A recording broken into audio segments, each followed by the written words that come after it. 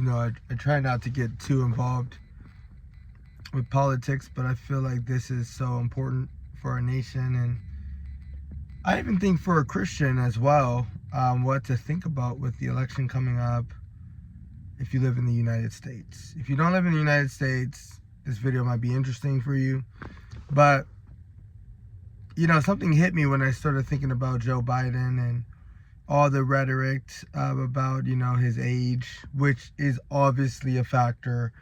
They're both old, but guys, we know the difference. And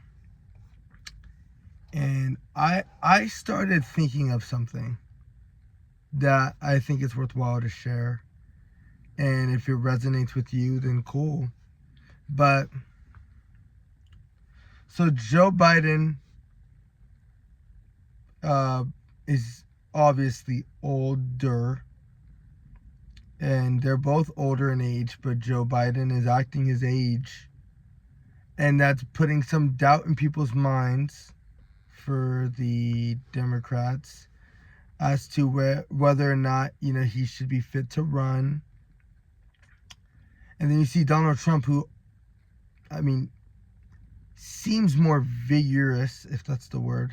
He seems to have more vigor, more strength.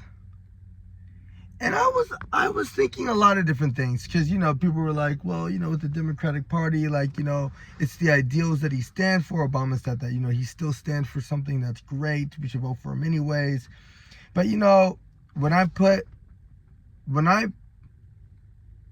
check the box for who I want to vote for, it has nothing to do with the cabinet. Does that make sense? I'm not voting for the group of people around who I'm voting for. I'm voting for the person. The person got my vote, not the group. See what I'm saying? So I understand what they're saying he stands for, but I'm not voting for those guys. They don't have the charisma. Kamala Harris didn't get my votes. You know what I mean? I'm not voting for them. I'm voting for the person, because I believe the person is going to do the best job of organizing everything else. The person, not the group. So what I've been seeing is they're saying it flipped, which is, well, just vote for him because the people around him and what he stands for is going to help the thing. It's going to help. It's them, and then you don't have to worry about Joe Biden as much. I don't agree with that. That's not why we vote. If that was the case, then bring the whole crew of people up there during the presidential debate and say my crew against your crew. But that's also when I was like, guys, look at Donald Trump like that. And then here I ran into what I believe was a big breakthrough for me, which is that if a person is dang near, I'm not gonna say senile, but for sure old, making it well known that it's not really all him that's up there doing the whole shebang, and it's still a struggle for you to get votes or for everybody to be like, okay, I'm voting for Donald Trump, then you did it wrong. You did it wrong. I don't think it's the establishment, because the people that I'm talking to on a day-to-day basis, we're not on CNN. We don't wear suits. I wear suits because of my job and I look cool, fit the part. But guys, I'm thinking about it. I'm like, look, I'm talking to regular everyday people. Regular everyday people just don't like the man, Donald Trump. They just don't like the man. I think he's hilarious. I think this guy is funny. And I think he's shrewd in how he deals in foreign policy. I studied political science in college at Long Beach State for 5 years. So I think he's shrewd. I like that idea. He's not going to get screwed over. It's his business idea, right? He's not going to get screwed over. So, yeah, it's okay. But one thing I learned in this entire process is that the man really Donald Trump really has harmed his credibility throughout the years as a person, his ethos throughout the years, which is making it so hard for people, even when your opponent looks so dang out of it, it's still like they're like, I'll rather vote for the group other than Donald. And that's when I'm like, okay, you did it wrong. You did a little bit wrong. Not saying wrong enough to lose, but you for sure did it wrong. Because the idea of landslides have not been present in the last 2 elections. And I don't think it'll be here on the 3rd election. The idea of a landslide, the last I've seen a landslide was Obama in 2012, Mitt Romney. It's the last time we've seen a landslide victory, which is like, no, there's clearly somebody better. But there hasn't been that clear response yet. Partly because there are people in the Democratic Party that just like, we're not going to support these guys, we're only going to support this person. And then there's the same thing going on with the Republicans, where I know Donald Trump ruffles some people's feathers in the party, but they're like, but we're going to vote for him anyways to get him in. And then it goes down to, okay, but maybe they're doing it just because that's their job. And then I understand it, like, you know, like, if my party loses, then we don't all have jobs. Like, we're going to have to figure it out. And then, like, I understand, like, what's going on. I feel like I understand a little bit more the sentiment. You know, it is complicated. All in all, what does that mean for us? What does that mean for you as a Christian? Does that mean you don't vote? Does that mean you just let them do whatever they want? I'm reminded about the scripture with Paul when he gets beat up by the Roman soldiers, and then Paul says, you judge for yourself whether this is right, because I'm a Roman citizen. And they're like, you're a Roman?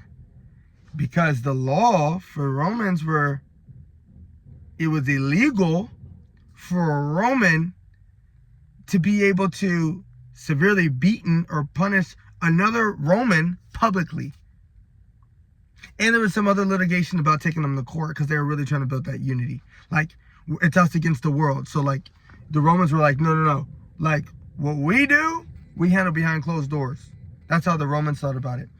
Paul knew that part of the law. So when he brought that up to them, they were like, oh my gosh. And then what did they do? They wanted to make everything right. They gave him his own rented house. They were like, whatever you want. They were like, I want to talk to Caesar himself. They're like, okay, like, I don't want, like, they were all freaking out because Paul knew the law. But not enough to dissuade him from what did he do when he was in front of King Agrippa? What did he do when he was in front of Festus? He just preached the word. So it wasn't enough, the politics or the laws of the land wasn't enough to sway him or dissuade him. It wasn't enough to ruin the main goal and main purpose, which was to get the word out. It wasn't enough to do that. Which I think some people just go way overboard when it comes to politics. Dude, I studied this out in college. Like 8 hours a day for 5 years. No breaks. And that's me taking it overboard because I'm actually, some of you guys are just taking it way too serious about who's a Democrat and who's a Republican. You guys are taking this stuff way too serious. Way too serious. It's too crazy. And it's distracting you from who's a Christian and who's not a Christian. Who's saved and who's not. Who needs the word, who doesn't. Who needs healing, who doesn't. Oh, it's corrupt on both sides, guys. Come on. Come on now. But that level of corruption or coercion exists in every facet of jobs. It exists in every part of the world. It's not just politics. So what do I think for you as a Christian? I think you need to know the law. I think you need to learn what's going on in your country. Don't be illiterate. That's not cool. That's not going to benefit you. But do not let the politics cloud your mindset if you're a Christian on what's important, which is that there are people that need you to reach out to them, to love them, to talk to them, to share your faith with them, to share your testimony. There are people that need you far more than they need your ballot. Does that mean don't vote? Absolutely not. That's the worst move you can make. But know the law. And you have a great opportunity in this country. If you want to see things changed, if you want to see more, religious folks up there, or people who care about the word, or are showing it or displaying it with their lives, if you want to see those people represent the country, and maybe those laws can trickle down to you, state, city, where it affects you, then go vote. But just don't let this whole thing shroud you, because again, at the end of the day, I know who I'm voting for. But when it's all said and done, just do not let politics shroud your mind of what's important. This happens every 4 years, guys. This is the standard emotional rhetoric.